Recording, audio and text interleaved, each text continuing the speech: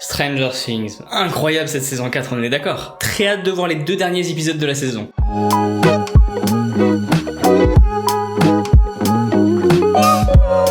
Mais avant tout ça, cette série ne devait pas s'appeler comme ça d'ailleurs. Hein. Elle devait s'intituler Montauk, je sais pas si je le prononce bien, en référence à une série d'expériences qui auraient été faites dans les années 70 dans l'état de New York. En 1942, pendant la Seconde Guerre mondiale, sur l'île de Long Island, à Montauk, une base militaire nommée Camp Hero est bâtie pour protéger le pays contre les invasions par la mer. Cette base sera ensuite abandonnée et ressemblera juste à des bâtiments, avec une tour et une grande antenne. Un lieu comme ça, abandonné, qui a donné matière à certains pour imaginer que des expériences y étaient secrètement réalisées. Tu l'as compris, c'était une théorie conspirationniste qui a beaucoup tourné. Elle a même donné naissance à un livre de Preston Nichols et Peter Moon. Et du coup, c'est en partie ce projet Montauk qui a donné l'idée à Ross et Matt Duffer, les créateurs de cette série. On reparlera de Montauk un petit peu plus tard dans la vidéo et ça nous donnera une info sur l'enfance des créateurs. Alors si aujourd'hui cette série avance et suit son cours, on a failli voir un tout autre contenu. Stranger Things a failli avoir une intrigue et un casting différent à chaque saison. En fait, ils ont carrément failli en faire une série d'anthologie où chaque saison était dédiée à une décennie. Les années 80, puis 90, puis 2000, et la 5e saison aurait été sur les années 2020, autrement dit la décennie en cours. S'ils ont abandonné cette idée, c'est parce qu'ils se sont finalement attachés à l'univers et aux personnages, notamment aux enfants. Après l'idée, ils sont passés à l'écriture, puis à la réalisation des épisodes de la série. Mais pour tourner cette série, ils ont dû trouver les meilleurs acteurs pour chaque rôle. Et dans cette série, tu le sais, c'est des enfants qui sont au cœur de l'intrigue. Et bah pour trouver les meilleurs acteurs pour ces rôles, ils ont auditionné 1213 acteurs,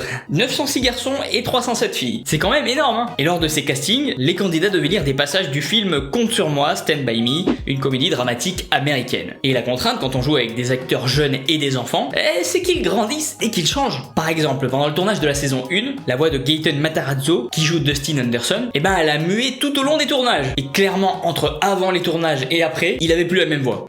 Dustin, Oui, monseigneur. est-ce que tu peux écouter le coup? Bien sûr, tout de suite. Le cas de Phineas Gage. Phineas Gage. Page 104. 104. Donc il n'a pas pu aider la production à réenregistrer des passages et dialogues lorsque c'était nécessaire. Clairement, les équipes ont dû se débrouiller avec ça. D'ailleurs, c'est pas tout, hein, les jeunes acteurs grandissent si vite que les créateurs songeront peut-être à faire un bond dans le temps dans la saison 5 pour justifier le changement physique des acteurs. Voilà, ça c'est un petit scoop mon pote. Puisqu'on parle des jeunes acteurs, Millie Bobby Brown qui joue Eleven, donc 11, a dû se raser la tête. Et faut pas oublier que ça n'est pas une chose facile pour un enfant, une fille, et surtout à cet âge-là. Pour l'aider dans cette étape, les équipes ont dit à la jeune actrice de s'inspirer de Charlize Theron dans Mad Max. Dans une interview avec IndieWire, Millie Bobby Brown a confié que lors du processus, on lui a dit « Je veux que tu aies Charlize Theron dans Mad Max en tête ». Ah bah c'est chose faite. C'était pas la plus difficile à convaincre d'ailleurs, hein. C'était plus compliqué avec sa mère qui lui a notamment dit « Je ne veux pas que tu le fasses, s'il te plaît ». En revanche, son père a relativisé en disant « Ça va, ce n'est que son crâne ». Quand je te dis qu'on va dans les coulisses, je te blague pas mon pote, hein, alors on est carrément dans les coulisses de la famille. Hein. Et comme on parle de détails, tu l'as compris, Matt et Ross étaient très soucieux de chaque élément dans la série. Et s'il y en avait un à ne pas louper, c'était la police d'écriture du titre de la série. Ah bah là si tu te loupes, ça va être affiché partout, hein. Alors vaut mieux réfléchir. Et encore une fois, ils se sont inspirés. Ah, je vais dire le mot inspiré environ 386 fois dans cette vidéo. Ils se sont donc inspirés du travail de Richard Greenberg qui a notamment bossé sur Alien. Et plutôt que de chercher à faire quelque chose de fou, ils ont décidé de rester à l'inverse dans la simplicité pour se démarquer. Tu le sais peut-être déjà, mais la série est bourrée de clins d'œil au film E.T. l'extraterrestre.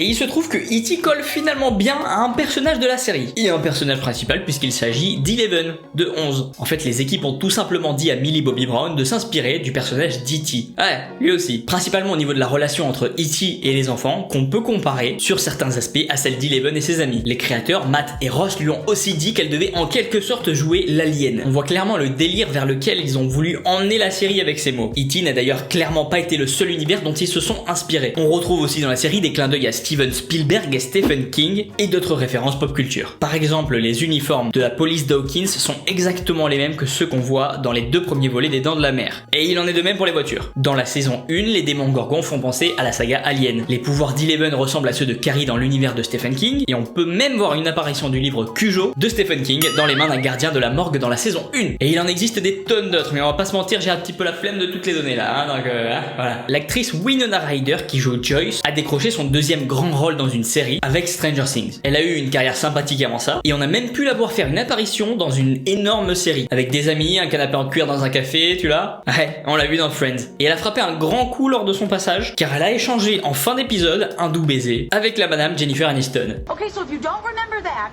maybe you will remember this.